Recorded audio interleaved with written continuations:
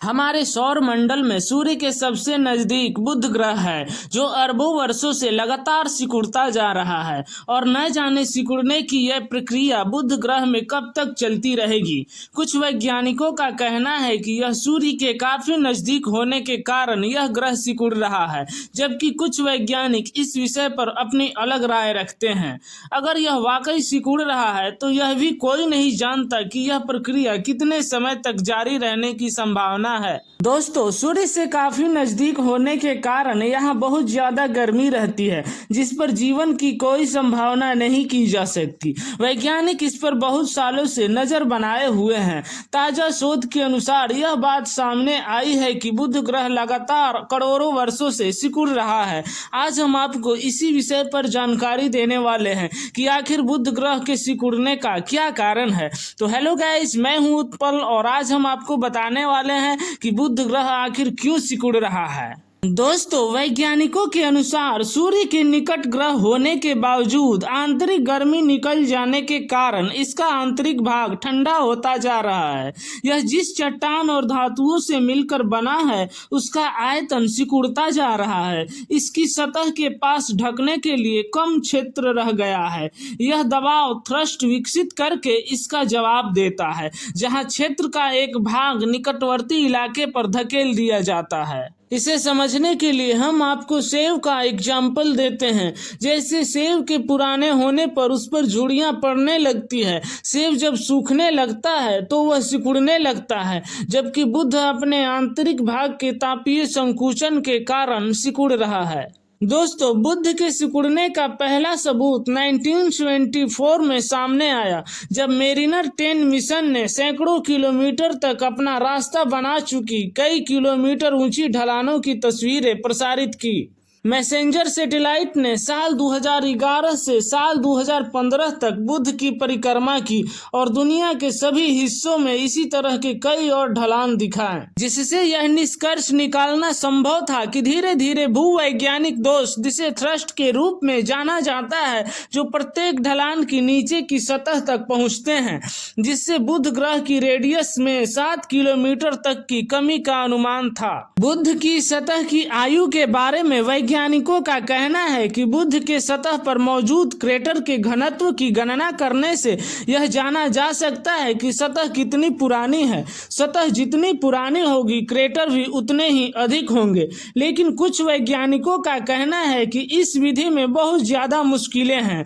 क्योंकि अगर अतीत में देखा जाए तो बहुत से कारण रहे होंगे जिससे बुध ग्रह पर गड्ढों का निर्माण हुआ होगा।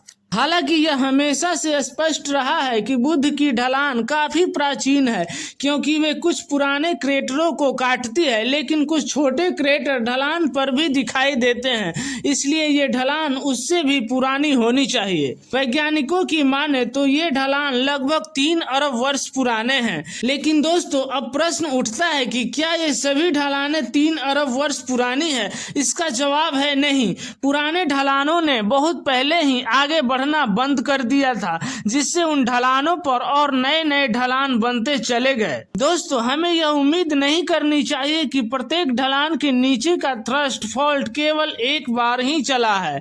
हाल ही में पृथ्वी पर सबसे बड़ा भूकंप 2011 में जापान में आया था। रिक्टर स्केल पर इसकी तीव्रता 9.1 थी। यह आमतौर पर तब होता है जब पपड़ी खींच जाती है। बुध की पपड़ी का खिंचाव देखने पर यह लगता है कि पपड़ी को संपीड़ित किया जा रहा है। जब पपड़ी का एक जोरदार टुकड़ा झुक जाएगा, तब उसे निकटवर्ती भूभाग पर धकेल दिया जाएगा। दोस्तों, हमारा प्राकृतिक उपग्रह चंद्रमा भी बुध की तरह ठंडा और सिकुड़ गया है। इसकी रैंप जैसी ढलानें बुध की तुलना में काफी छोटी हैं। वैज्ञानिकों ने बताया कि हमारे पास बुध ग्रह का भूकंपीय डेटा एकत्र करने का कोई साधन मौजूद नहीं है। हालांकि छोटे ग्रेवंस को ध्यान से देखने पर इसकी विस्तृत छवियां गोल्डन ट्रैक को प्रकट करती है, जो हाल ही में बुध ग्रह पर भूकंप के सबूत हो सकते हैं। बुध के पास से गुजर रहे अंतरिक्ष यान मैसेंजर ने जनवरी 2011 में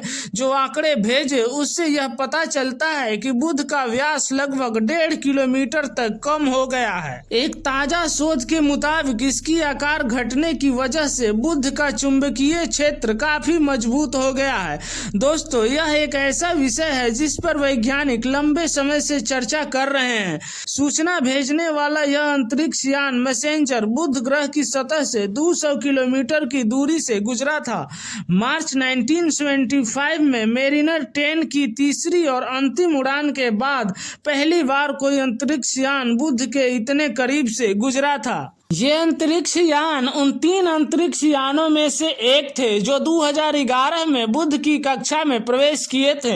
वैज्ञानिकों ने बुध की सतह पर भी चंद्रमा और मंगल की तरह संरचनाएं देखी है और उनका कहना है कि यह भारी मात्रा में लावा निकलने के कारण ये संरचनाएं बनी होंगी, जिससे ये साबित होता है कि इतिहास के शुरुआती दिनों में बुध ग्रह पर हलचल तेज रही होगी। दोस्तों, बुध ग्रह पर वायुमंडल नहीं है। यहाँ का तापमान 167 डिग्री सेल्सियस रहता है। इतने अधिक तापमान के कारण बुध ग्रह पर जीवन की संभावना न के बराबर है। दोस्तों, बुध ग्रह सूर्य के सबसे निकट है। बुध को सूर्य का एक चक्कर लगाने में 88 दिनों का समय लगता है।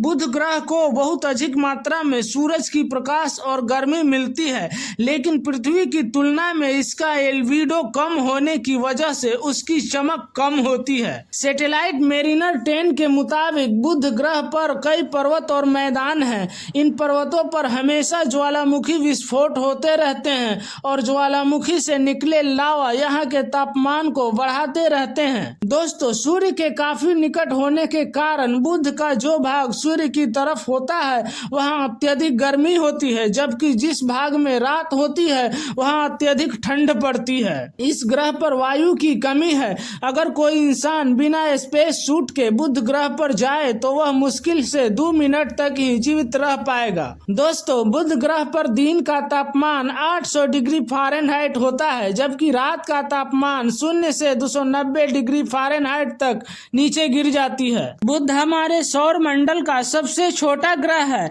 बुध की कक्षा पृथ्वी की कक्षा के भीतर स्थित है, जिससे यह आसमान में सुबह या शाम को दिखाई देता है। बुध ग्रह अनेक रहस्यों से भरा है। बुध ग्रह का अधिकांश भाग गंधक से बना है, लेकिन हैरानी की बात यह है कि सूर्य से इतने करीब होने के बावजूद भी गंधक से बना यह ग्रह अब तक धधक कर भस्म क्यों नहीं हुआ। ऐसे कई सवाल हैं जिनकी पड़ताल करने के लिए 16 हाईटेक उपकरणों वाला एक अंतरिक्ष यान मरकरी पर भेजा जाएगा। बेपी कोलंबो एक साझा मिशन है जो दिसंबर 2025 में बुध ग्रह पर पहुंचेगा।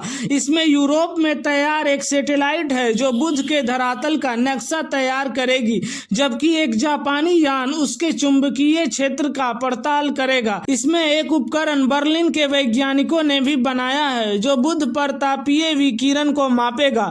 साइंटिस्ट बुध के धरातल को गहराई से समझना चाहते हैं। जब धरती पर अलग अलग तरह की चट्टानें हाई टेम्परेचर के संपर्क में आती है तो किन किन चीजों में परिवर्तित होती है, इन नतीजों की तुलना बुध ग्रह से आने वाले डेटा से की जाएगी। दोस्तों, आने वाले समय में इस पर कोई और अपडेट रही तो अवश्य आपसे साझा करेंगे। अगर आप मेरे चैनल पर नए हैं तो ऐसी जानकारियों के लिए चैनल को सब्सक्राइब करें। मिलते हैं नेक्स्ट वीडियो में, तब तक जय हिंद।